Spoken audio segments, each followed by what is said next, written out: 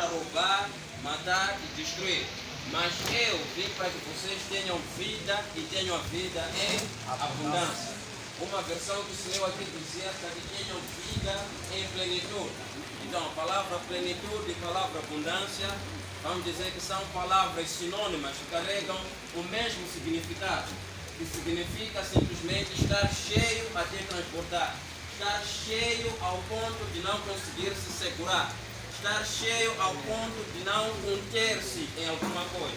Então, a Bíblia está nos dizer que o ladrão veio ou vem para roubar, vem para matar, vem para destruir. Mas Jesus veio para nos dar vida. Essa vida que Jesus veio nos dar é uma vida que ninguém pode conter por si mesmo. Então, a mensagem que Jesus está a trazer não começa aqui. Começou em uma situação no capítulo 9, quando Jesus curou o cego de nascença. A palavra de Deus nos diz que existia um cego de nascença. E ele nasceu daquela forma, cresceu daquela forma. E as pessoas o conheciam daquela forma, como alguém que era cego. Então, por causa de ser cego, era normal ele estar a mendigar algumas partes. Por essa razão, toda a sua vizinhança conheciam aquele como um cego, como um mendigo. Não existia nada que pudesse ser conhecido além de uma pessoa que fosse cega.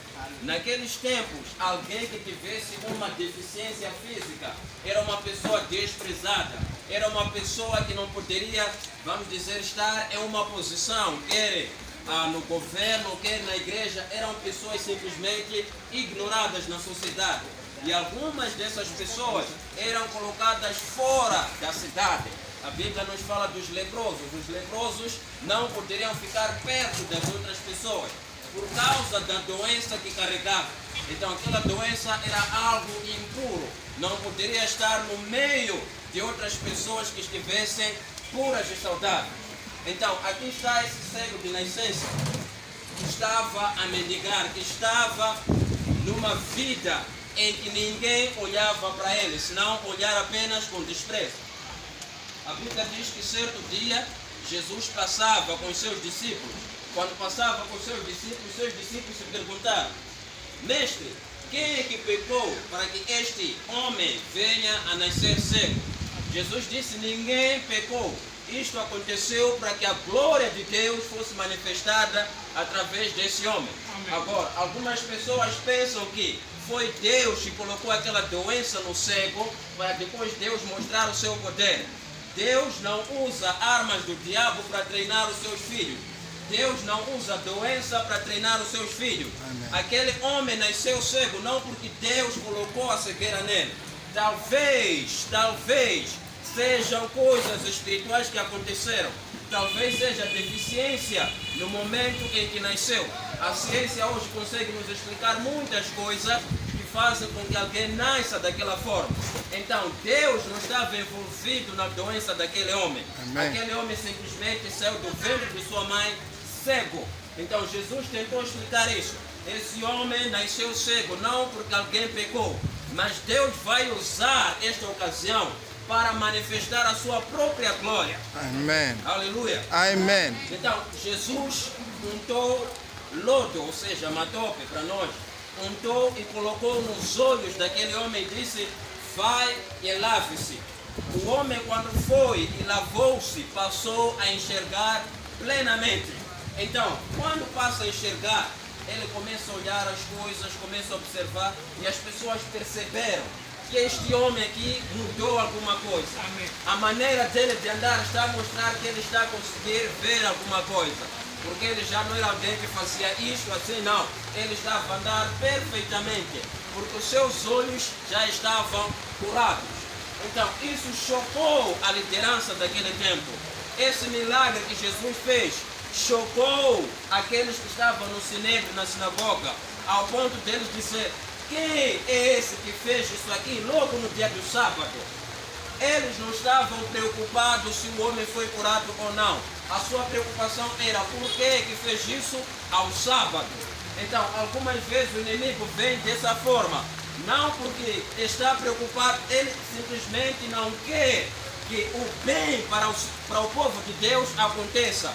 É dali que começam a existir justificações e justificações. Então, os homens daquele tempo, que eram líderes religiosos, começaram a murmurar. Como este homem está a ver agora? Nós ouvimos que você era cego. Como agora está a ver? O homem disse, eu era cego, mas agora estou a ver. E eles perguntaram, quem é esse que te curou? Ele disse, quem é a pessoa eu não sei, nem me importa. O importante é que eu era cego, mas agora consigo ver. Amém. Aleluia. Amém. Então, o que a Bíblia está nos dizer aqui? Aqueles líderes religiosos ficaram frustrados por causa do milagre que Jesus fez. Então, por causa daquele choque, eles começaram a murmurar ao ponto de Jesus dizer assim, sabe, vocês dizem que os vossos olhos estão abertos. Se os vossos olhos estivessem fechados, eu diria que o pecado não estaria sobre vocês. Mas como vocês disseram que nós conseguimos ver, o que você está fazendo está errado, então por causa de vocês pensarem que os vossos olhos estão abertos, então o vosso pecado continuará sobre vocês. Aleluia. Então, é aí onde Jesus começa a trazer o seu discurso. Aqui em João 10:10, ele fala sobre pastor e suas ovelhas. Ele começa a dizer que aquele que entra pela porta, aquele que não entra pela porta é mercenário ou ladrão, tudo mais, até Jesus chegar no versículo 10, onde ele disse, o ladrão veio para roubar, matar e destruir. Mas eu, Jesus, vim para que vocês tenham vida, não apenas uma vida, mas uma vida em abundância, uma vida na plenitude. Aleluia. Então, a palavra vida aqui é uma palavra grega zoe. A palavra zoe significa vida na qualidade que o próprio Deus tem.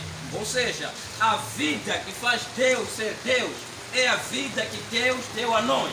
Amém. Acho que não estão me entendendo. A vida que faz Deus ser Deus é a vida que Deus trouxe para nós. Aleluia. Essa vida que Jesus disse, eu vim para que vocês tenham vida e vida em abundância. Glória a Deus.